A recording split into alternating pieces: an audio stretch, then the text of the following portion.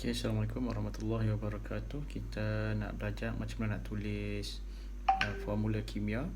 So, yang first sekali adalah pastikan pelajar dah hafal simbol kimia. Okay, simbol kimia untuk beberapa unsur-unsur yang penting lah. Contohnya unsur-unsur ni terdapat dalam jadual berkala, of course, ya? Tapi antara yang penting-penting untuk kita belajar, untuk kita hafal adalah contohnya hidrogen, lithium, natrium, kalium, ya? Dan argentum, aluminium. Ini adalah yang pelajar kena hafal lah, ya? Pelajar kena hafal. Dan juga satu ion polyatom yang penting untuk pelajar hafal adalah NH4+. Okey. Dari segi formula ini, simbol kimia ini ada dua bahagian. Yang pertama sekali adalah dia punya simbol tu sendiri. Simbol tu sendiri, ini adalah simbol-simbolnya. Kalau hidrogen tu H, kalau lithium tu Li, kalau natrium Na, kalium K, argentum Ag, aluminium Al, amonium NH4. Jadi simbol-simbol ni pelajar kena hafal secara mentah. Cikgu tak boleh nak tolong pelajar letakkan simbol tu dalam kepala.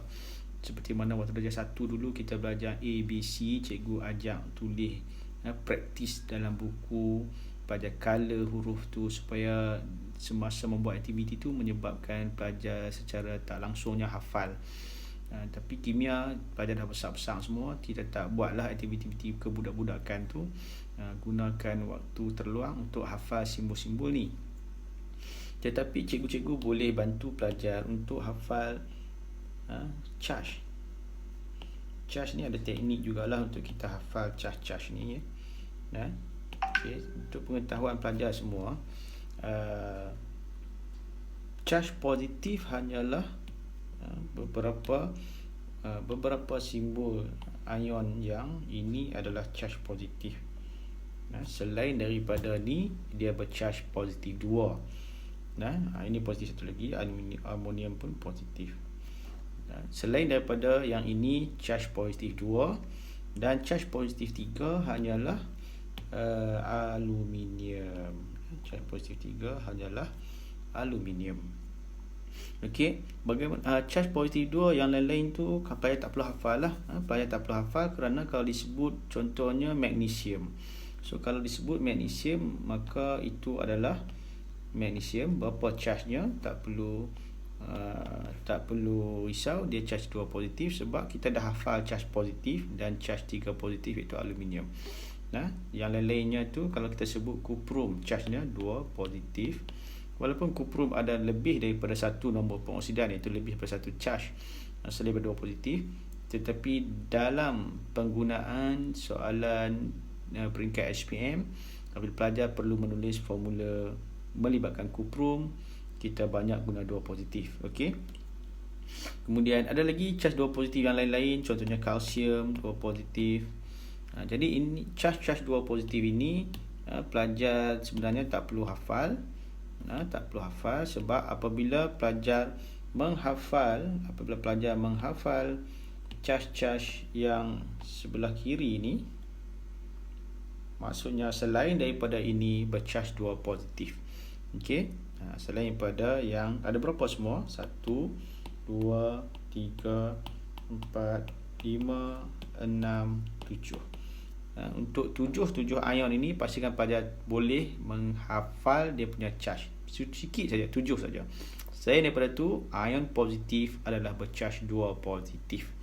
Okey, daripada sini kita boleh bahagikan 2 perkara yang kita kena buat. Yang pertama, kita kena hafal simbol. Iaitu kalau sebut hidrogen H, kalau sebut lithium Li, kalau kata natrium Na, kalau kalium K, kalau argentum Ag, kalau aluminium Al, kalau amonium NH4. Okey, jadi hafal mentah-mentah. Itu yang pertama pelajar kena buat. Yang kedua, pelajar kena ingat bahawa semua yang kita hafal ni bercharge positif kecuali aluminium, iaitu bercharge 3 positif. Okey, jadi inilah yang pelajar perlu hafal. Dua perkara, simbol dan juga charge-nya positif kecuali aluminium 3 positif. Hafal.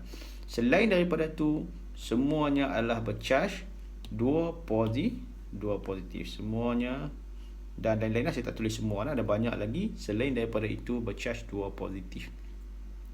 Okey. Itu adalah untuk ion bercharge positif. Ion bercharge positif ataupun kita sebut sebagai cation. Okey, macam mana dengan ion bercharge negatif?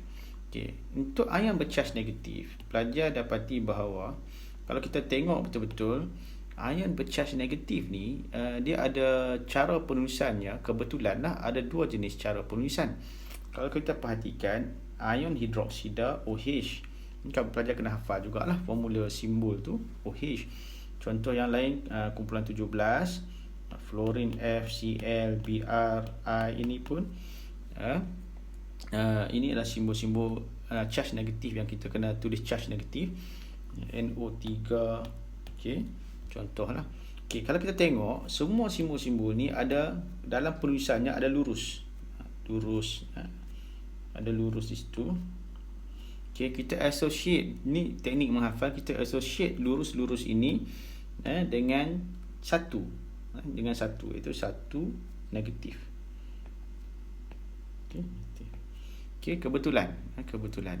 Maksudnya kalau charge 2 negatif tak ada lurus lah. Ya, kalau charge 2 negatif, contohnya oksigen O, 2 negatif. Karbonat CO3, 2 negatif. Okey, yang lain-lain pada tu, contoh yang lain, sulfat SO4, 2 negatif. Lagi mudah daripada charge positif tadi. Charge negatif lagi senang. Okey, so itu satu cara untuk kita ingat charge positif dan 2 negatif. Walaupun ada pengecualian, sedikit pengecualian dalam keadaan tertentu, ada sedikit pengecualian. Tetapi pengecualiannya apa? Contohnya kalau kita ada Cr2O7, ini adalah ion dikromat. Ion dikromat dia ni bercharge 2 negatif. Ini pengecualian. Ini adalah pengecualian Cr2O7, 2 negatif.